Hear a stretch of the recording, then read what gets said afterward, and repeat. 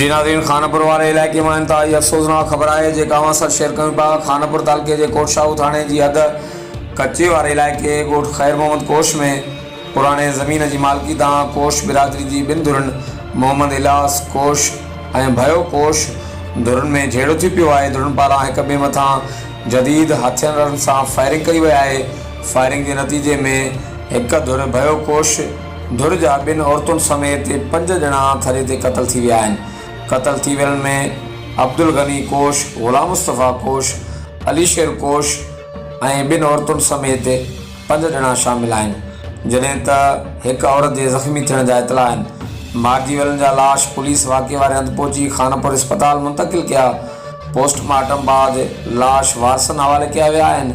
लाश घर पहुचण ते कोहराम मची वियो आहे, जॾहिं त धुरनि में छिकताण वारी सूरत हाल आहे।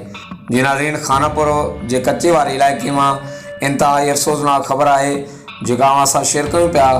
खानापुर तालुके जे कोटशाहू थाणे जे हद कच्चे वारे इलाइक़े ॻोठ ख़ैर मोहम्मद कोश में ज़मीन जी मालिकी तां पुराणे तकरार में कोश बिरादरी जी 2 धुरनि में झेड़ो थी पियो आहे। झेड़े जे नतीजे में हिक धुर जा 2 औरतुनि समेत 5 ॼणा थॾे ते क़तल थी विया आहिनि, जॾहिं त हिक औरत जे ज़ख़्मी थियण जा इतला पुण आहिनि।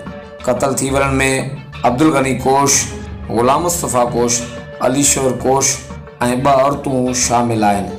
हर वक़्तु करण लाइ ॾिसंदा रहो JTN वेब न्यूज़।